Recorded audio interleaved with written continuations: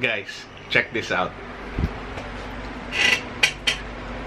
Shout out to ProSigns for making me this cool looking LED signage. Links in the description.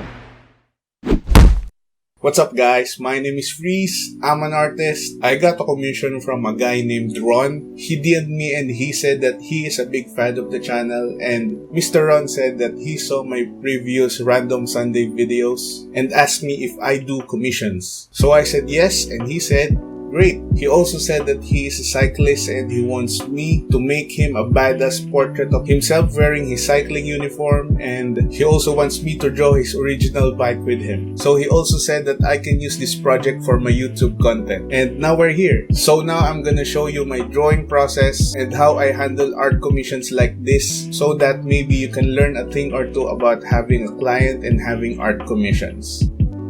Let's just start with the video.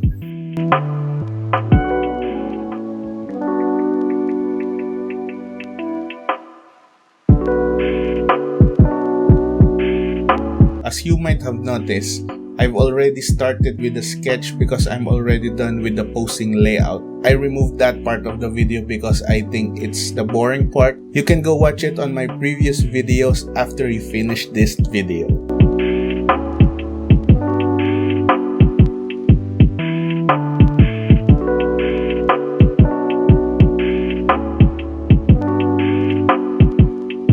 One tip that I can give to you for the sketching part is it is actually easy for me if I already put all the details in the sketching layer, so I don't have to think about it too much when I'm in the final line work. But that's just my style. It totally depends on how you proceed with your drawing process, because I see a lot of artists that have very simple and bold sketches then proceed with a very detailed and amazing line work. You should try experimenting on your drawing process, and eventually you will know what you are comfortable with.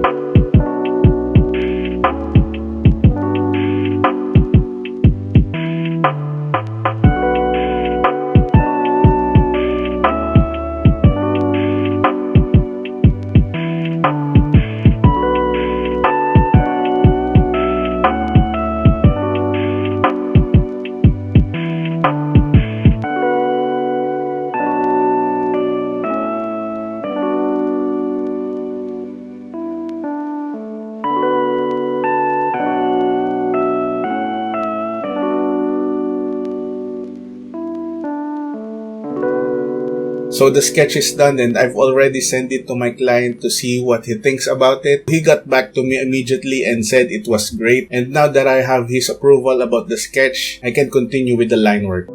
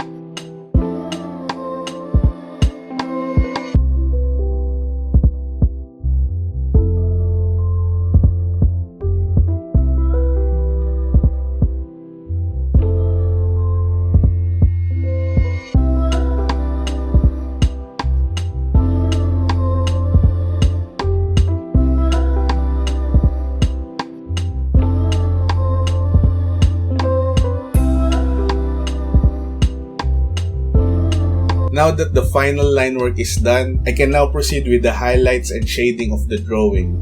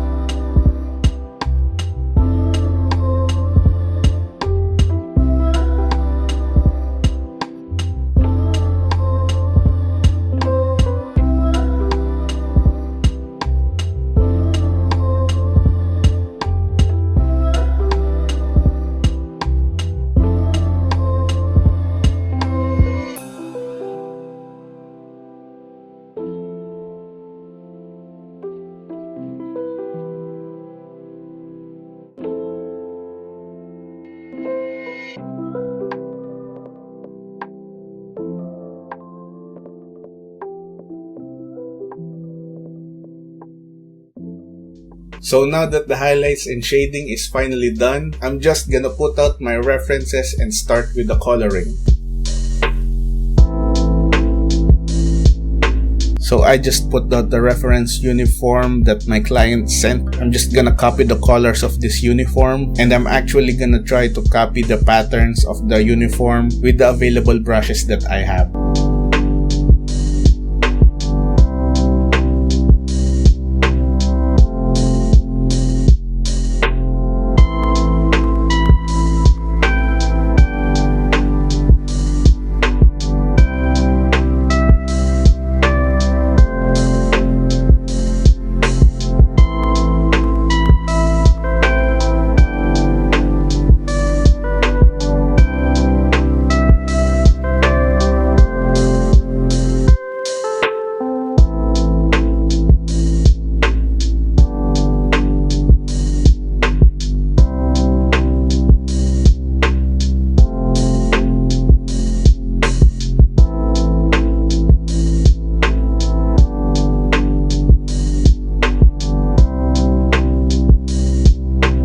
So my client specifically requested for me to put lightning bolts on the eyes of the wolf and him. He said that this was the thing he liked when he saw my previous Random Sunday videos.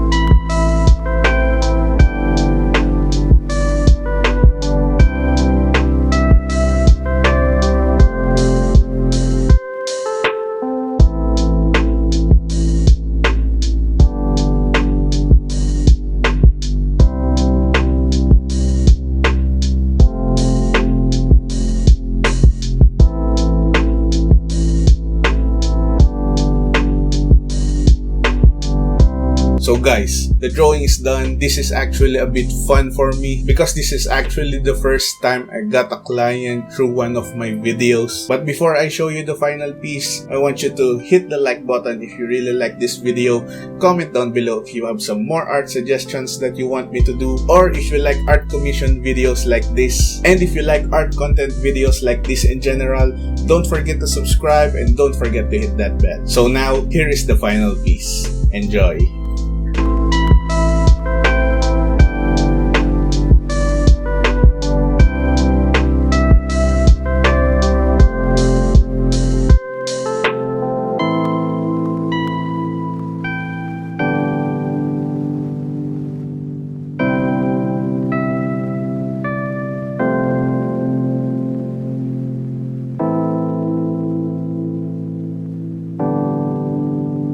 Once again, thank you so much guys, and see you in the next video.